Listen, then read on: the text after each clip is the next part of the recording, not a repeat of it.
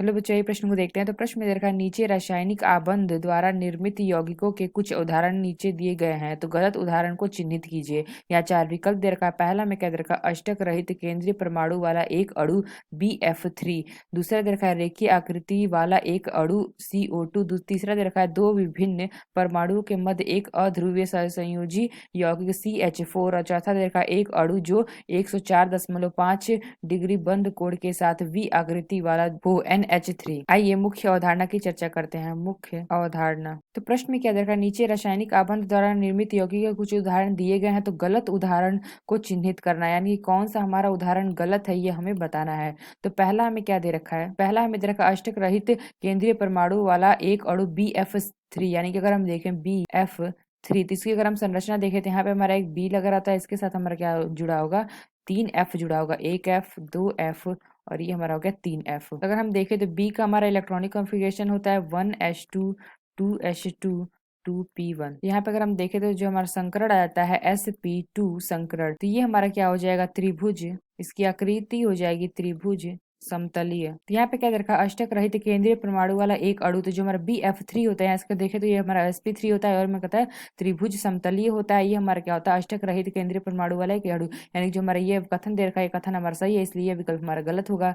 तो बी क्या दे रखा है, रेखीय आकृति वाला एक अणु CO2। तो अगर हम CO2 की बात करें तो इसकी जो हमारी आकृति होती है, हमारी क्या होती है, रेखीय होती है। जिससे हमारा क्या होता है, यहाँ पे O और यहाँ पे हमारा C और ये O। जहाँ देखे तो हमारी आकृति क्या है, रेखीय है। इसका अगर हम संकरण देखें तो इसका संकरण हमारा होता है sp संकरण, यानी कि रैखिक संरचना, यानी कि आकृति होती है इसकी। तो C क्या दे रखा है, दो विभिन्न परमाणु के मध्य एक अध्रुवीय सहसंयोजी यौगिक CH4। यहाँ पे क्या दे रखा है, CH4। तो अगर हम इसको देखें तो CH4, ये हमारा क्या होता है, यहाँ पे C होता है और यहाँ पे हमारा हाइड्रोजन परमाणु जुड़ा हुआ 1 2 3 4। तो ये हम देखें तो ये हमारा क्या होता है, चतुर्फलकीय होता है, चतुष्फलकीय। यहाँ पे क्या दे रखा है कि दो विभिन्न परमाणु के मध्य एक अध्रुवीय संयोजिक यौगिक होते हैं, तो ये हमारे क्या CH4 में होता है, इसलिए कथन भी हमारा सही है, इसलिए विकल्प भी हमारा गलत होगा। तो डी क्या दे रखा है, तो डी हमें दे रखा है एक अणु जो 104.5 डिग्री बंद कोण के साथ V आकृति वाला हो। और यहाँ पे क्या दे रखा है NH3। तो अगर हम देखें NH3, तो ये हमारा क्या होता है, यहाँ पे हमारा N होगा और यहाँ पे हमारे 3 हाइड्रोजन जुड़े होंगे, 1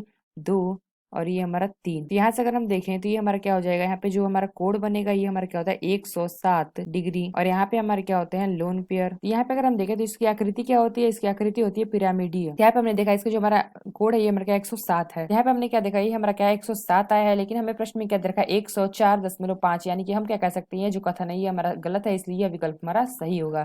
तो यहाँ पे हमने क्या देखा था, पहला हमें देखा अष्टक रहित केंद्रीय परमाणु वाला एक अणु, तो यहाँ पे हमने देखा था BF3, यानी कि अगर हम देखें तो इसमें हमारा sp2 संकरण आया था। यहाँ पे इसका इलेक्ट्रॉनिक विन्यास 1s2 2s2 2p6। यहाँ पे अगर हम देखें यहाँ पे तो ये हमारा क्या होता है, ये हमारा हो जाएगा S कक्षक और ये हमारा हो जाएगा P कक्षक। तो यहाँ पे हमारे दो इलेक्ट्रॉन, यानी कि S में हमारे दो हैं तो 1 2 और यहाँ पे हमारे 1, यहाँ पे P पे 1 है, तो यहाँ पे हमारा क्या होता है जित अवस्था में ये हमारे क्या हो जाएगा, जो हमारा एक इलेक्ट्रॉन है इसमें से निकल के हमारा इस अवस्था में यानी कि P में आ जाएगा 1 2। यानी हमने क्या देखा, ये हमारा क्या आ जाएगा एक, ये हमारा F, ये हमारा दूसरा F, ये हमारा तीसरा F। यहाँ पे क्या देखा अष्टक रहित केंद्रीय परमाणु वाला एक अणु, तो ये हमारा BF3, यानी कि हमारा कथन सही है। दूसरा, तो दूसरा क्या देखा रेखीय आकृति वाला एक अणु CO2, तो यहाँ पे हमने क्या देखा CO2 की आकृति हमारी क्या होती है रेखीय होती है, इसका संकरण क्या होता है sp संकरण। और तीसरा क्या देखा था दो विभिन्न परमाणु के मध्य एक अध्रुवीय संयोजी यौगिक, तो ये भी हमारा क्या है कथन सही है, इसलिए विकल्प हमारा गलत है।